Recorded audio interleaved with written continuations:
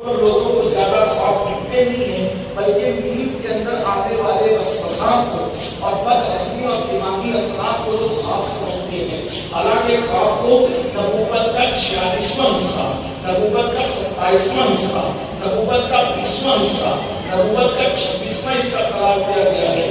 اللہ اکبر، یعنی وحی کا نزول بند ہو گیا، مگر وہ بشارتیں جو اللہ کی طرف سے ملتی ہیں آج وہ مومنوں کو خواب میں ملتی ہے۔ وہ اللہ کے رسول علیہ السلام خواب کو اتنی اہمیت دیتے تھے کہ صحابہ کرام سے فجر کی نماز کے بعد کہتے تھے بتاؤ تم لوگوں نے کسی نے خواب دیکھا؟ اگر صحابہ خواب دیکھتے تو بیان کرتے، پھر حضور علیہ السلام اس کی تعبیر بیان کرتے۔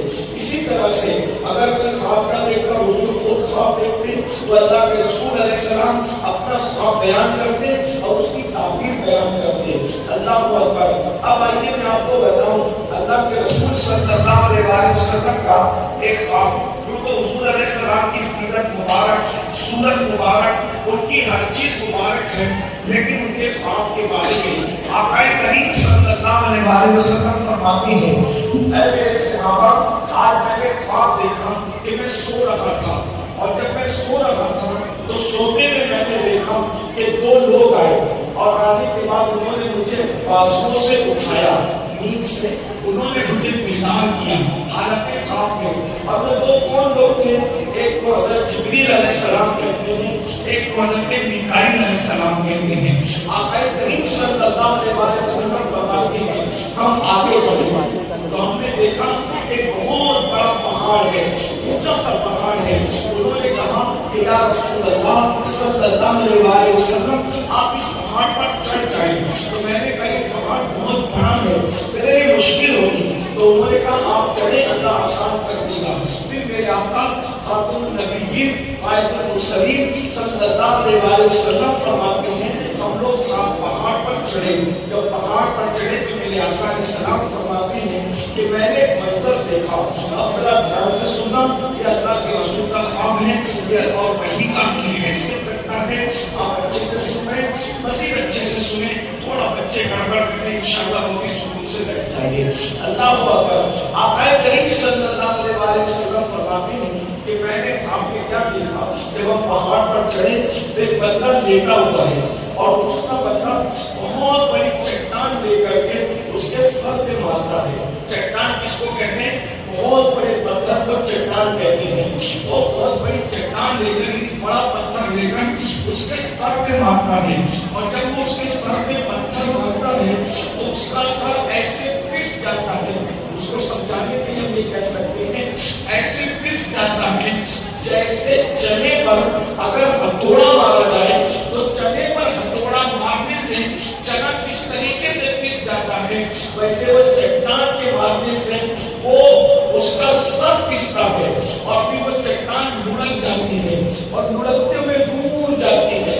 پھر وہ چٹان اٹھا کر کے لاتا ہے، اور جتنے ٹائم میں وہ پتھر اٹھا کر وہاں سے یہاں لاتا ہے اس کا سر پھر دوبارہ درست ہو جاتا ہے، اور پھر اس کے بعد وہ چٹان مارتا ہے، پھر اس کا سر پس جاتا ہے، پھر چٹان لڑک کر چلی جاتی ہے، پھر اس کے بعد وہ اٹھا کر لاتا ہے۔ یہ سلسلہ چل رہا تھا۔ اللہ اکبر۔ ظاہر سی بات ہے سر میں کوئی بھی چوٹ لگے انسان اس کو بہت سیریس لیتا ہے، مگر آپ دیکھیں کہ اکثر جب وہ بائک چلاتے وقت ہمیں یہ حکم دیا گیا ہے ہیلمٹ پہنا کرو۔ ہیلمٹ کیوں پہنا کرو؟ اس میں ہمارا فائدہ ہے، اس میں پولیس کا یا حکومت کا کیا فائدہ؟ ہمارا فائدہ یہ ہے کہ اللہ نہ کرے اگر ایکسیڈنٹ ہوگا تو ہیلمٹ کی وجہ سے سر پہ چوٹ نہیں آئے گی، تو پورے جسم میں ہڈی ٹوٹے، مسلی ٹوٹے، کمر ٹوٹے، جینے کے چانسز ہے۔ لیکن اگر سر میں چوٹ آ گئی، دماغ میں چوٹ آ گئی تو انسان زندہ نہیں بچتا، اور اگر زندہ بچے گا بھی تو دماغ میں چوٹ آنے کی وجہ سے یادداشت چلی جائے گی، پاگل ہو جائے گا، کچھ بھی اس کو ہو سکتا ہے۔ اب آپ مجھے بتاؤ بھائیوں، ذرا غور کرو، حضور کی بات پہ یقین ہے کہ نہیں؟ یہ بولو یقین ہے نا؟ اللہ اکبر۔ ہمیں اتنا یقین ہے اپنے نبی کی بات پر، اور مسلمان کی تو ایمان ہی ہے کہ اللہ کی کائنات میں اس سے سچا نہ کوئی تھا، نہ کوئی ہے، نہ کبھی ہو سکتا ہے۔ اللہ اکبر۔ پتھر کی لکیر مٹ سکتی ہے، مصطفیٰ جان رحمت کا فرمان کبھی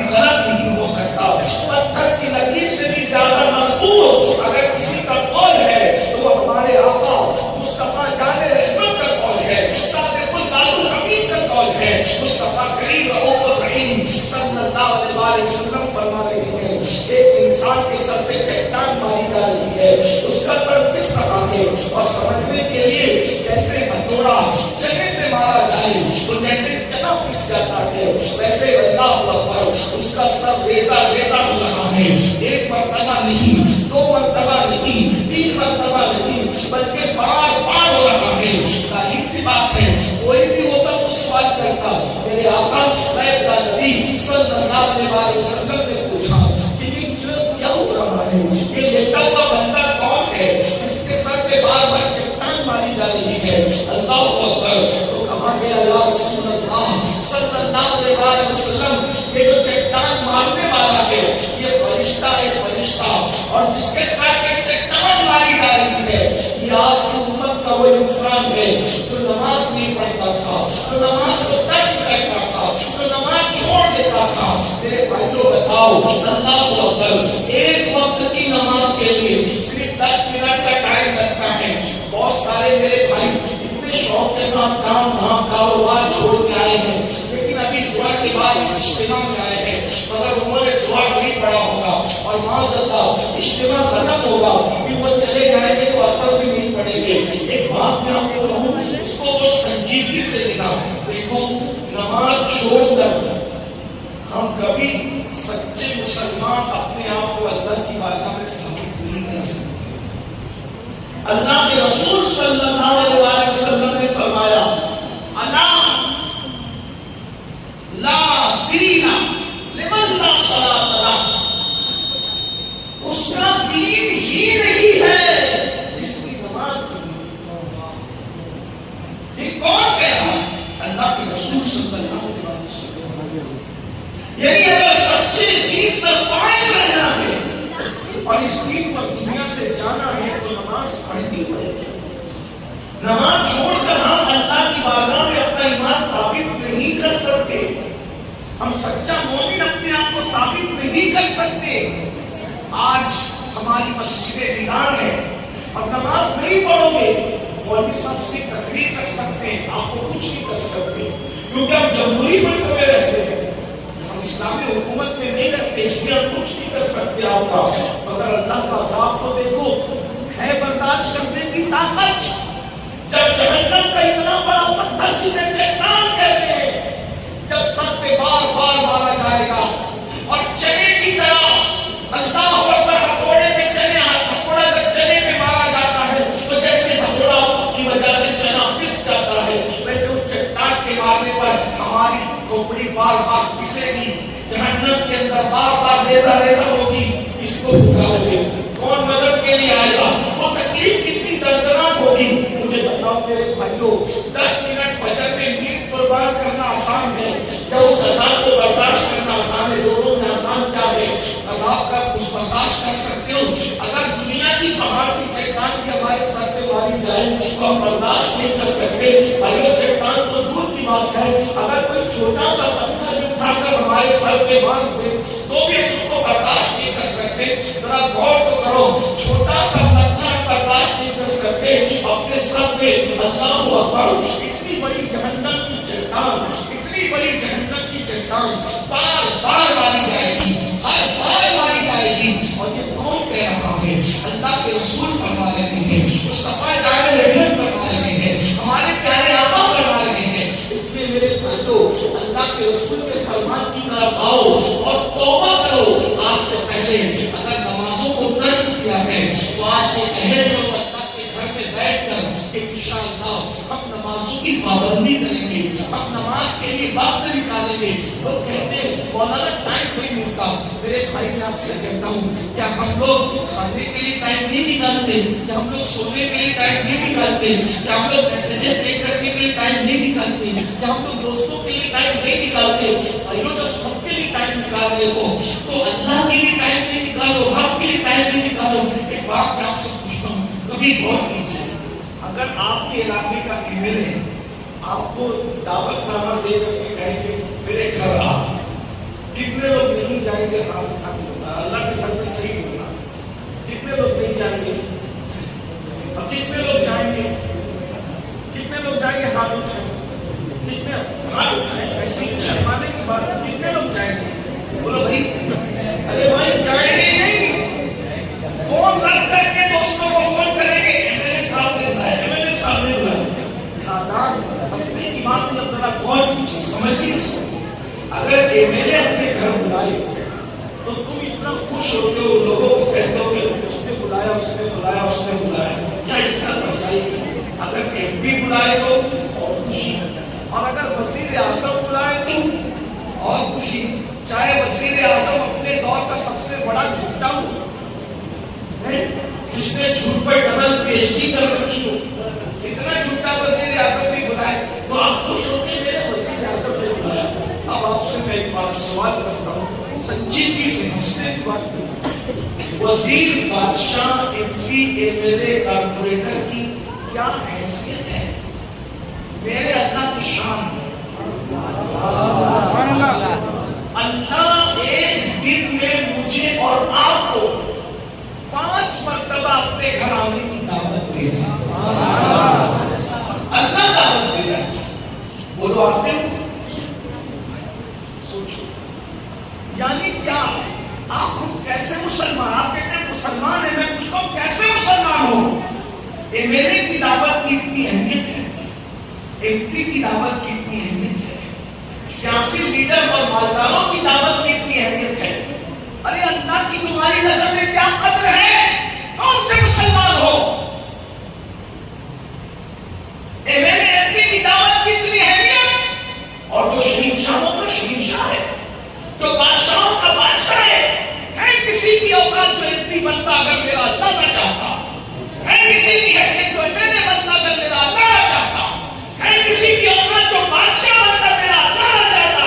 اللہ فرماتا ہے، اللہ پاک نے شخص میں قل اللہم مالک الملک تؤتی الملک من تشاء وتنزع الملک ممن تشاء وتعز من تشاء وتذل من تشاء بیدک الخیر انک علی کل شیء قدیر.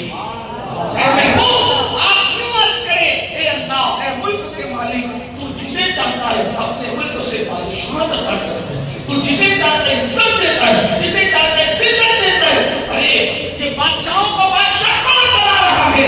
میرا اللہ. یہ اللہ ہے جس نے چائے بیچنے والوں کو بھی وزارت عطا کی. یہ اللہ ہے جس نے جوتے چپل سلنے والوں کو بھی بادشاہت عطا کی.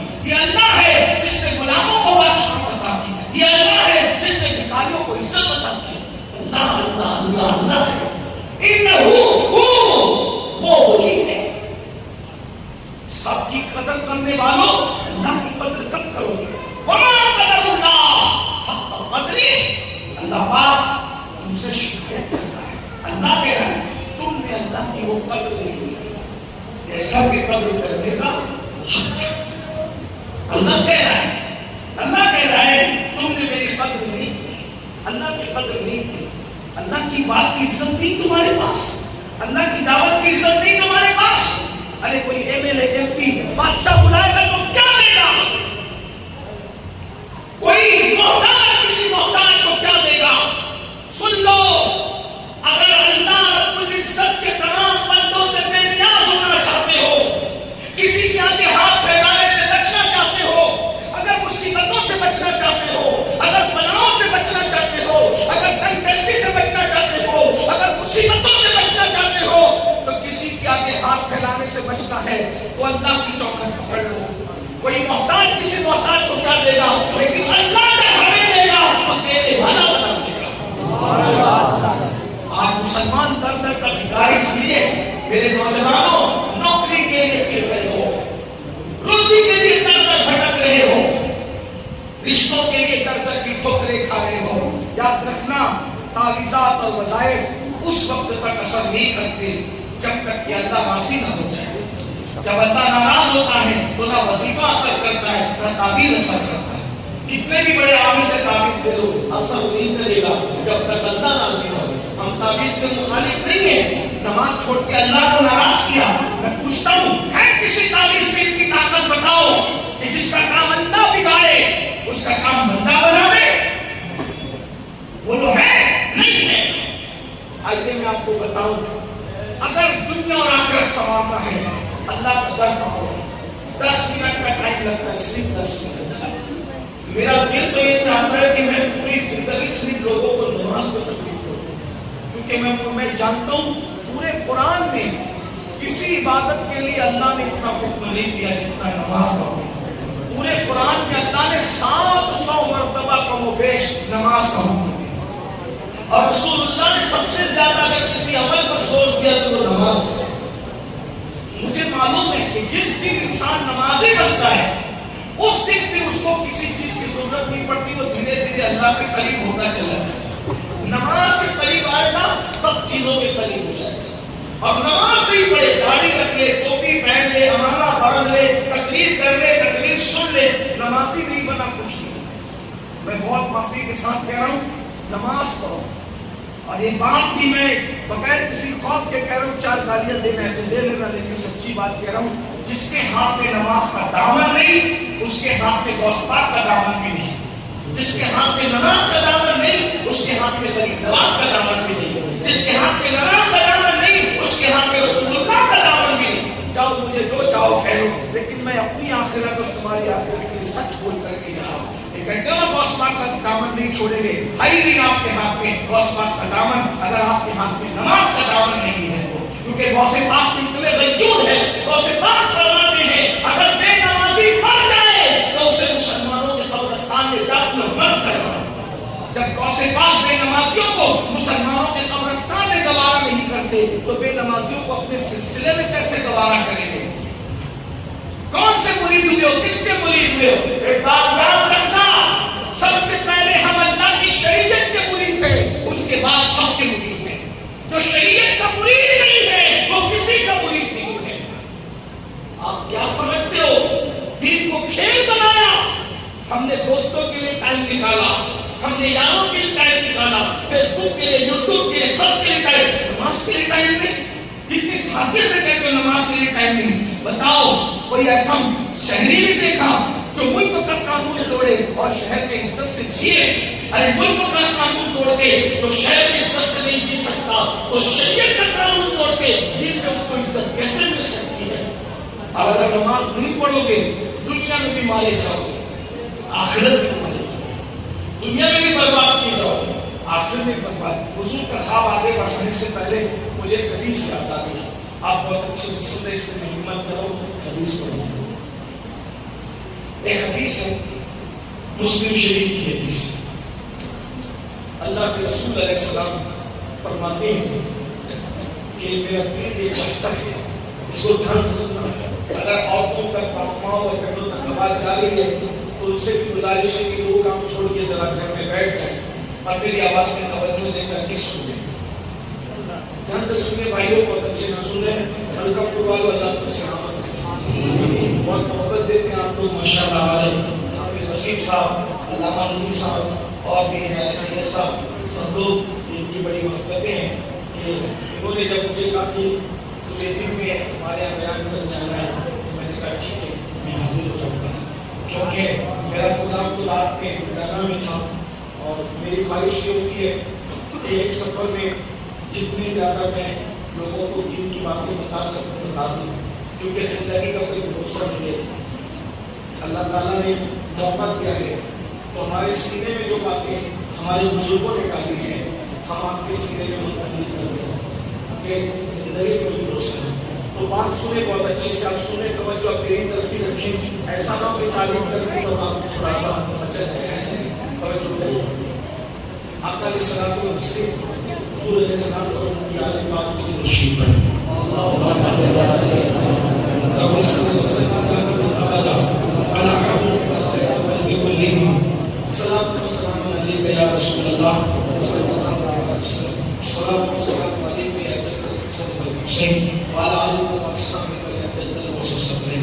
آقا علیہ السلام کی حدیث ہے، آقا علیہ السلام فرماتے ہیں میرا دل یہ چاہتا ہے کہ میں کسی کو کہوں کہ وہ اذان پڑھے، کسی کو کہوں کہ وہ نماز پڑھائے، تو وہ اللہ کے رسول کا فرمان ہے۔ سرکار نے کیا فرمایا؟ میرا دل یہ چاہتا ہے کہ میں کسی کو کہوں کہ وہ اذان پڑھے اور کسی کو کہوں کہ وہ نماز پڑھائے، اور میں گلی کوچوں میں نکل جاؤں، گلیوں میں نکل جاؤں، یعنی نماز پڑھانے کے لیے کسی کو کھڑا کر کے میں گلی میں نکل جاؤں، کوچوں میں نکل جاؤں، اور آقا فرماتے ہیں میں ان گھروں کو آگ لگا دوں، ان گھروں کو آگ لگا دوں جس گھر کے لوگ مسجد میں نماز پڑھنے کے لیے نہیں آئے. یعنی یہ رحمت للعالمین ہے. اس میں غور کرنا آپ کے ہر مسئلے کا اس حدیث میں آپ کو پیش کر رہا ہوں. اور مجھے اپنی ذات پہ یقین نہیں، مجھے اپنے نبی کی بات پہ اور آپ بھی یقین کر کے دیکھو. عزت نہ قدموں میں آئے تو پھر کہنا، دولت چل کر نہ آئے تو پھر کہنا، آپ کی مرادیں خود آپ کے پاس چل کر نہ آئے تو پھر کہنا. کیونکہ میں جانے مراد مصطفیٰ جان رحمت کے قول کی بات کر رہا ہوں. اللہ کے رسول صلی اللہ علیہ وسلم فرمائے کیا؟ میرا دل چاہتا ہے کہ کسی کو کہوں اذان پڑھے، کسی کو کہوں نماز پڑھائے، اور میں گلی کوچوں میں نکل کر ان گھروں میں آگ لگا دوں جن گھر کے لوگ مسجد میں نماز پڑھنے کے لیے نہیں آئے.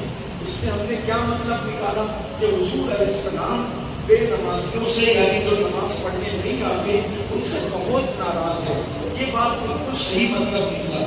لیکن یاد رکھنا ایک ایک حدیث کے ہزاروں مطلب نکلتے ہیں.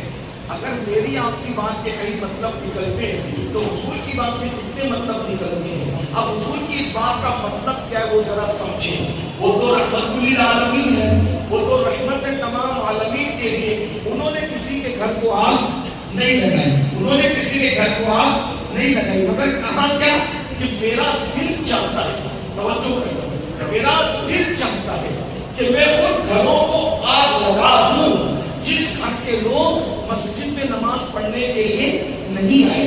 اگر حضور آگ لگا دیتے تو لوگ کہتے رحمت للعالمین ہے، کیسے آگ لگا دی؟ اور اگر آگ لگاتے تو کس گھر میں آگ لگاتے؟ جن دنوں حضور ظاہری طور پر حیات ہے انہی گھروں میں آگ لگاتے. آج تو آگ نہیں لگتی، لیکن حضور علیہ السلام نے کتنی بڑی بات کہی، قیامت تک کے لیے منشور ہے، قیامت تک کے لیے قانون ہے. فرمایا میرا دل چاہتا ہے کہ میں ان گھروں کو آگ لگا دوں جس گھر کے لوگ مسجد میں نماز پڑھنے کے لیے نہیں آئے. مطلب کیا؟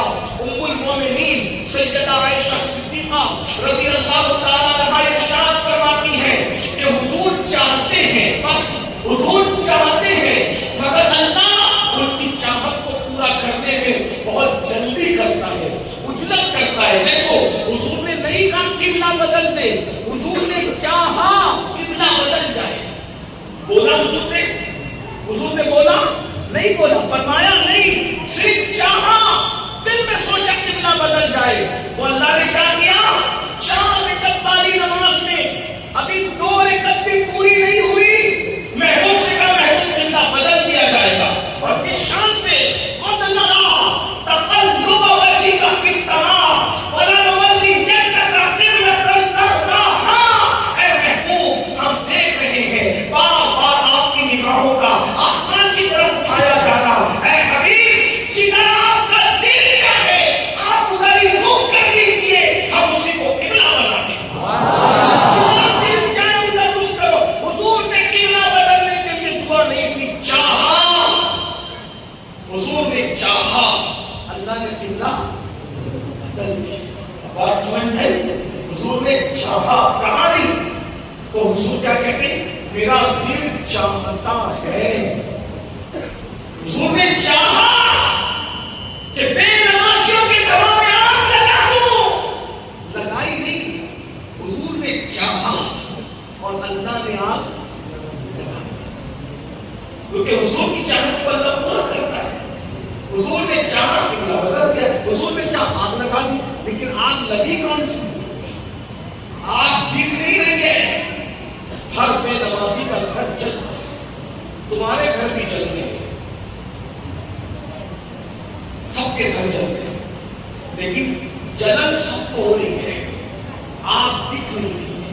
میں ابھی آپ کو احساس دلاتا ہوں، میاں بیوی میں نہیں جمتی، یہ اللہ کی لگائی ہوئی آگ ہے. اولاد غدار ہو رہی ماں باپ کی، یہ اللہ کی لگائی ہوئی آگ ہے. بیٹیاں بھاگ رہی ہیں، یہ اللہ کی لگائی ہوئی آگ ہے. بچوں کو اچھے رشتے نہیں آتے، یہ اللہ کی لگائی ہوئی آگ ہے. بڑی بڑی ڈگریاں حاصل کر کے بھی نوکریاں نہیں ملتی، یہ اللہ کی لگائی ہوئی آگ ہے۔ کروڑپتی بننے کے بعد بھی دل کو سکون نہیں، یہ اللہ کی لگائی ہوئی آگ ہے۔ یہ آپ میں سب چل رہے ہیں، بستروں پر نیند کی گولیاں لے لے کر سو رہے ہو پھر بھی سکون کی نیند نہیں آتی، یہ اللہ کی لگائی ہوئی آگ ہے۔ یہ آپ کو کوئی نہیں بجھا سکتا، نہ امام صاحب، عالم صاحب، نہ سید صاحب، نہ پیر صاحب، کوئی نہیں بجھا سکتا۔ یہ آگ صرف آپ بجھا سکتے ہیں۔ اس آگ کو زمزم کا پانی نہیں بجھا سکتا، اس آگ کو کوثر کا پانی نہیں بجھا سکتا، اس آگ کو کوئی پانی نہیں بجھا سکتا، اس آگ کو دنیا کا پانی نہیں بجھا سکتا۔ اس آگ کو صرف ایک بات بجھا سکتی بس، اور وہ آپ کے ہاتھ میں ہے۔ نماز پڑھو، نبی کی آنکھوں کو ٹھنڈک پہنچاؤ، اللہ تمہارے گھروں کو ٹھنڈا کر دے گا، حضور کی آنکھوں کو ٹھنڈا کر دو، اللہ یہ آپ کو ٹھنڈا کر دے گا۔ اس کے علاوہ کوئی چارہ نہیں ہے، ورنہ گھروں میں آپ لگی رہے گی۔ بڑی معذرت کے ساتھ ناریل لٹکا لو نا گھروں کے اندر، اس بابا کی یہاں کا ناریل، اس بابا کا یہ ناریل والے کوئی فائدہ نہیں دے گا۔ میں سنی ہوں اور کنورٹڈ سنی نہیں ہوں، کچھ ٹائم سنی، 41 رشتوں کا سنی والا یہ ناریل لٹکانے والوں، بندشیں کرانے والوں، ہرے کپڑے گھر میں باندھنے والوں، یہ سب ناڑے باندھنے والوں، یہ سب اسی وقت فائدہ دے گا۔ پہلے نبی کی آنکھوں کو ٹھنڈک پہنچاؤ، ورنہ کچھ بھی لٹکا لو آپ کو کوئی فائدہ ہونے والا نہیں ہے۔ یہ بات میں کہہ جاؤں اور یہی سنیت ہے۔ اگر کسی کو برا لگتا ہے تو میرے پاس آ کر بیٹھ کے بات کرے، اس کے علاوہ کوئی سنیت ہو تو بتاؤ، اس کے علاوہ کوئی مسلک کے آلات ہو تو بتاؤ۔ اللہ اکبر، ہم آپ کو غلط بات کہہ کے نہیں جائیں گے، ہم آپ کو، کیونکہ ہمیں اللہ کو منہ دکھانا ہے، ہمیں مرنا ہے، اللہ کو جواب دینا ہے۔ آپ کیا سمجھتے ہو گھروں میں ناریل برکت دے گا؟ نماز کے بغیر کسی ناریل سے برکت نہیں ہوگی، سکون نہیں ملے گا۔ ایک بات آپ کو کہوں، اللہ کی قسم اٹھا کے کہتا ہوں، اگر نماز پڑھنا شروع کر دو، وضو میں رہنا شروع کر دو، تم پر سحر جادو جنات کا بھی اثر نہیں ہوگا۔ آج گھر گھر جنات کا اثر ہے، سحر ہے، جادو ہے، بلا ہے۔ آپ جانتے ہو یہ وضو کیا ہے؟ وضو اللہ اکبر، لوگ کہتے ہیں یہ واٹر پروف ہے اور یہ جگہ بلٹ پروف ہے اور وہ یہ پروف ہے اور وہ پروف ہے۔ وضو اور پروف ہے، نہیں، وضو اور پروف ہے، اپنی طرف سے نہیں کہہ رہا ہوں۔ اللہ کے رسول علیہ السلام فرماتے ہیں جو باوضو رہتا ہے وہ اللہ کے قلعے میں محفوظ ہو جاتا ہے۔ اب مجھے بتاؤ، اگر کوئی بادشاہ کے قلعے میں جا کے بیٹھ جائے تو کوئی دشمن اس پہ حملہ کرے گا؟ جب بادشاہ کے قلعے میں بیٹھا ہوا اتنا محفوظ ہے تو جو اللہ کے قلعے میں بیٹھا ہو کتنا محفوظ ہوگا؟ آپ نے وضو کو سمجھا ہی نہیں، آپ کو دن نہانے نہیں چاہتے، ناپاک رہنے کے بعد بھی 4-5 دن غسل نہیں کرتے، تو جنات نہیں پکڑے گا تو کیا ہو؟ جادو نہیں ہوگا تو کیا ہو؟ مولا کہنا سیدنا علی مرتضیٰ فرماتے میں کبھی بھی رات کے پہلے حصے میں وظیفہ زوجیت ادا نہیں کرتا۔ فرماتے اس سے زیادہ باحیا الفاظ میرے پاس نہیں ہے، سمجھنے والے سمجھتے ہیں۔ فرمایا مولا علی نے میں ہمیشہ رات کے آخری حصے میں وظیفہ زوجیت ادا کرتا ہوں۔ کیوں؟ کیونکہ ادھر وظیفہ زوجیت ادا کروں، ادھر فوراً نہا لوں، تاکہ 1 منٹ بھی میرا چاہے وہ جنابت کی حالت میں نہ گزرے۔ اور یہاں دن اب بولے عورتوں کو چڑے لگ رہے، کیوں نہیں لگے گی بھائی؟ جنات لگ رہے، بڑی لگ رہی ہے، شیطان لگ رہا ہے، وہ کیوں نہیں؟ 3 دن نماز رہے گی، 5 دن تو کیا ہوگا؟ باوضو رہو۔ آپ کہیں نہیں میں باوضو رہتا ہوں، پھر بھی ہے، میں نے کہا میں نہیں مانتا۔ دیکھو پہلی بات تو آپ کو سمجھنا پڑے گا وضو کیا ہے، نماز کیا ہے۔ کوئی جادو اثر نہیں کرے گا، کوئی جادو اثر نہیں کرے گا، آپ کہہ کے دیکھو، لیکن اس کے لیے یقین چاہیے، دل میں یقین۔ بات دور نکل رہی ہے، میں ایک بات کر کے بات پوری کروں کیونکہ مجھے بھی بتانا چاہتا ہے۔ وہ غلام والے مجھ سے کہہ رہے تھے کہ آپ نے تو پہلے غلام دیا، آپ نے تو چاہیے، میں کہا نہیں ہوں گا، میں فوراً بیان کر کے نکل جاؤں گا اور وقت پہ پہنچوں گا۔ تو پھر بات سنیں، آخری بات کر رہا ہوں، مجھے یاد دلانا، اس کے بعد کبھی میں آس پاس آؤں گا، حضور کا یہ پورا خواب بیان کروں گا انشاءاللہ، اور کبھی تو سن لیں میری بات کو۔ نماز پر، اللہ پر، رسول پر، وضو پر یقین رکھو، جتنا فائدہ ملتا ہے یقین سے ملتا ہے۔ اگر یقین نہیں ہے نا تو پھر آپ 5 وقت تو نہا بھی لو تو کچھ فائدہ یقین۔ دیکھو اللہ نے جو کہہ دیا پکی بات ہے یقین، رسول اللہ نے جو کہا سچی بات ہے یقین۔ یقین میں مضبوط بنو، اتنے مضبوط بنو دنیا ادھر سے ادھر ہو جائے، آپ کا یقین ڈاواڈول نہیں ہو۔ آج آپ کا یقین ڈاواڈول ہو رہا ہے، کوئی کہہ دے کہتا ہے حضور کو علم غیب نہیں ہے تو آپ صرف بجاتے ہوئے کہتے ہیں ہاں یار مولانا نے حدیث تو پڑھی نا حضور کو علم غیب نہیں ہے. پھر کوئی کہتا ہے حضور کو علم غیب ہے پھر سب بجاتے ہیں ہاں یار یہ بھی تو حدیث ہے ہاں ہے. یہ ایسے ہاں نہیں کہ کب تک رہو. ایک بات کہوں, کوئی کتنا بھی بڑا آ کر کے کہتے ہیں کہ حضور کو یہ نہیں آتا وہ نہیں آتا, اس کو مت دیکھو, حضور کو دیکھو. اور جھوٹے تو جھوٹا ہے, محبوب میں کوئی عیب نہیں ہو سکتا. ایسا اتنی پکا صدیق اکبر والا ایک جھوٹا آیا تھا. ابو جہل کیا کہہ رہا تھا کہ دیکھو کسی نے کہا کہ رات کے تھوڑے سے حصے میں مکے سے مسجد اقصی گیا, کیا یہ ماننے والی بات ہے؟ لیکن وہ صدیق اکبر تھے. انہوں نے کہا پہلے یہ بتا یہ بات کہتا کون ہے؟ تو کہا وہی تمہارے دوست محمد کہہ رہے ہیں. صدیق اکبر نے کہا یہ جو کہہ رہے چھوٹی بات ہے, اس سے بڑی کہیں گے تو بھی میں ماننی نہیں دوں. یقین مضبوط رکھو, اس کی بات میں بھی ہے اس کی بات. بھائیو کوئی قبر میں نہیں آئے گا, قبر میں جس نے آنا ہے وہ آنے کا اللہ ہے. کسی نے نہیں بخشوانا ہے, سب کو اپنی اپنی بڑی ہوگی. کوئی ماں باپ بھی کام نہیں آ سکے گا. ہمیں جو ہاتھ پکڑ کے جنت میں لے جائے گا وہ صرف ہمارا آقا مصطفیٰ جان رحمت کی ذات ہے. شفاعت کرے حشر میں جو ہماری سوا تیرے اس کو یہ قدرت ملی ہے. یقین وضو کرنے کے بعد جادو کا نظر بد کا جنات کا کوئی اثر نہیں ہوگا. یقین نماز پڑھنے کے بعد کوئی مصیبت نہیں آئے گی. یقین وہ یقین کی بات کہہ کے بات ختم کر. ایک بہت بڑا نام ہے علماء کی فہرست میں, ولیوں کی فہرست میں, حضرت علامہ جلال الدین رومی کا, جنہیں دنیا مولائے روم کہتے ہیں. ان کی کتاب کبھی پڑھنا مثنوی شریف بہت مزہ آتا ہے. اکثر اس کتاب کو ولی لوگ تہجد کے بعد پڑھتے ہیں اور اس کا مزہ بھی الگ ہے. میں آپ کو ایک دو مصرے پڑھتا ہوں, حالانکہ میری آواز مثنوی پڑھنے ایسی نہیں ہے, لیکن میں آپ کو پڑھ کے سناتا ہوں. مثنوی ایسے پڑھتے ہیں تو آنکھ سے آنسو نکلتے ہیں. عالم رومی صد کتابوں صد ورق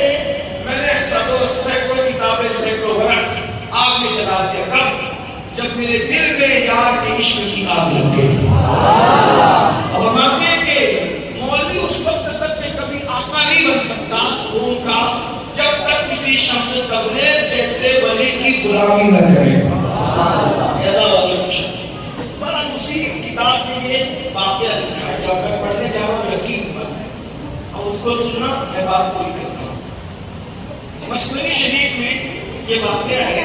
ایک چرواہا تھا, ایک چرواہا تھا. چرواہا تو اپنے لوگ آسانی سے سمجھ سکتے ہیں کہ روزانہ چرواہوں کو آتا ہو جاتا دیکھتے ہیں. بکریاں چرانے والا, بھیڑیں چرانے والا چرواہا تھا. اس کا گھر اس گاؤں میں تھا اور چراگاہ اس گاؤں, چراگاہ جو کھیت میں گھاس ہوتی وہ چراگاہ اس گاؤں میں تھا. اور دونوں گاؤں کے درمیان اتنا ہی فاصلہ تھا, ایک ندی تھا, ایک بڑی سی ندی تھی, اسی ندی کا فاصلہ تھا. تو چرواہا روزانہ بکریوں کو کشتی میں رکھ کر ادھر لاتا اور شام کو ادھر سے کشتی میں رکھ کر ادھر لے جاتا. تو اس کو روزانہ 2 درہم دینے پڑتے تھے منا, کشتی کے مالک کو. تو غریب آدمی کے لیے تو ایک آنا بھی بڑا قیمتی ہوتا ہے. تو 2 درہم اس کو بہت کھلتے تھے کہ یار کسی طرح ملے 2 درہم بچے. تو اس کو کوئی میری طرح آتا ہوگا خبیب مل گیا. اس نے چہرہ میرا پگڑی بگڑی اور خوبصورت لباس دیکھا تو عقیدت سے ہاتھ پکڑا، لگے گا مولوی صاحب مجھ پہ کرم کر دیجیے. تو کہا کہ کیا؟ لیکن میں کشتی میں روزانہ 2 درہم خرچہ کرتا ہوں، تو آپ مجھے کوئی ایسا عمل بتا دو کہ کشتی سے نجات مل جائے، میرا پیسہ مل جائے. اب ظاہر سی بات ہے کشتی سے کیسے نجات مل سکتی ہے؟ تو میرے جیسا آدمی تو کیا کرے گا، یار یہ بڈھا زبردستی الٹ سوال کر رہا ہے تو کچھ بھی اس کو بتاؤ اور دامن چھڑاؤ، کیونکہ بات ہی ایسی کر رہا ہے. تو خطیب صاحب نے کیا کیا، بابا بسم اللہ میں بڑی طاقت ہے، بسم اللہ پڑھو اور خود دریا پہ چلو اور بکریوں کو بھی چلا دو، انشاءاللہ پار ہو جاؤ. اب وہ بابا ان پڑھ تھا، وہ بابا پڑھا لکھا نہیں تھا، لیکن اس کو یقین تھا کہ میرے مولوی صاحب نے جو میرے اللہ کا نام بتایا، اللہ کا نام پاور ہے. بس وہ تو مچل گیا. اور خطیب صاحب مولوی صاحب اللہ تجھے سلامت رکھے گا، اس نسل سلامت رہے، تم نے میرے سکے بچا لیے، میرے درہم بچا لیے. پھر کیا ہوا، اب وہ بڑے ہر میں روک میں او ملے اب میں تجھے پیسے نہیں دوں گا، اب میری کشتی کی مجھے ضرورت نہیں. کیوں؟ دیکھ میرے پاس کیا طاقت آئی ہے. بسم اللہ پڑھا یقین کے ساتھ اور چلنے لگا پہاڑ میں. یہ چلا اس کی بکریاں بھی چلی، صرف کس میں بسم اللہ ہوتا ہے. بسم اللہ. اب خوش ہے چرواہا. اب کیا وظیفہ دیا مولوی صاحب نے، کیا وظیفہ دیا، ادھر بھی جا رہے ادھر بھی جا رہے، مزے مزے، سب حیران رہتے ہیں. ایک دن کیا ہوا، یہ بابا چرواہا بکریاں لے کر آیا دریا کے کنارے، تو دیکھا وہی خطیب صاحب کھڑے ہوئے دریا کے کنارے. یہ بابا آیا، اب یہ بھول گئے اس کو، کیونکہ انہوں نے تو دامن چھڑا کر کے کچھ کہہ کر کے نکل گئے تھے، لیکن وہ کچھ بتانے والا بھول جاتا ہے، جس کو بتایا گیا اس کو یاد رہتا ہے. بھئی ہماری تقریر میں جو لوگ آتے ہیں تو ان میں سے بہت سے لوگ کو بھول سکتے ہیں، لیکن جنہوں نے ہماری تقریر سنی ہے وہ ہم کو لگنے برابر یاد رکھتے ہیں. اللہ کو سلامت رکھتے، بلکہ لوگ تو تاریخ بھی یاد رکھتے ہیں، دن بھی یاد رکھتے ہیں، اس دن کیا کیا ہوا تو وہ بھی یاد رکھتے ہیں. ایسا سب ہے نا، محبتیں ہیں. تو وہ بابا کو یاد تھا، اور مولوی صاحب یہی ہے کیا پیارا مولوی صاحب ہے. وہ دریا کے کنارے کھڑا ہو، مولوی صاحب کیوں کھڑے ہو؟ تو کہہ لگے بابا کشتی کا انتظار ہے، ادھر پار جانا ہے. تو کہا ہے حضرت آپ ہی نے تو عمل بتایا، بسم اللہ پڑھو نکل جاؤ. یہ دیکھو کیسے جاتے ہیں، بسم اللہ پڑھی پانی کو چلتے نکلا، اس کی بکری، اس کی بسم اللہ کی برکت سے بکریاں پیچھے پیچھے وہی پانی میں چلتی جا رہی. اور سب نے منظر دیکھا، کہا جلدی آؤ بسم اللہ پڑھ کے آ جاؤ آ جاؤ. وہ وہی کھڑے نہیں آئے. پھر اس کے بعد وہ بابا گیا، ہاتھ پکڑا، پڑھا بسم اللہ، اور بسم اللہ پڑھا، جیسی پاؤں رکھا کب سے اندر. وہ بابا نے بڑی حسرت سے کہا مولوی صاحب آپ ہی نے تو یہ عمل بتایا میرے بھائی، لیکن آپ دو پہ میں چلا. مولانا روم لکھتے ہیں اس مولوی نے بڑی حسرت سے کہا بابا آپ کیا کروں، جو یقین تیرے پاس ہے وہ یقین میں بات بسم اللہ کے پڑھنے کی نہیں ہے، بات دل کی یقین. تو وضو سب کرتے ہیں، وضو پہ یقین رکھو کہ جب رسول اللہ نے فرما دیا کہ جو وضو کر لے وہ اللہ کے دلے میں محفوظ ہو جاتا ہے، تو پھر محفوظ ہو جاتا ہے. اس یقین سے نکلو انشاءاللہ تمہیں کچھ نہیں ہوگا. نماز بھی ہر مرض کا علاج ہے، ہر مرض کا علاج، ہر بلا کا علاج ہے، ہر بلا کا علاج. اس لیے یقین رکھو اپنے دین پر، اپنے اسلام پہ، اپنے مذہب پہ یقین رکھ کے دیکھو دنیا میں بھی بڑا اللہ آخرت میں بڑا باپ ملتا ہے. کیا نماز میں سجدے میں جا کے دیکھ، ایک سجدہ جسے تو میرا سمجھتا ہے 1000 سجدے اس کو دیتا ہے. آپ کو مزہ پسند کرتا ہے جو شروع ہو چکا ہے، بلکہ آپ کی مسجد میں 4:15 کی اذان ہے. اللہ تعالیٰ سے دعا ہے اللہ تعالیٰ ہم سب کو نماز کی توفیق. وہ لوگ وعدہ کرتے ہو اللہ کے گھر میں آج سے نماز نہیں چھوڑیں گے انشاءاللہ. کتنے لوگ وعدہ کرتے ہیں سبحان اللہ ماشاءاللہ.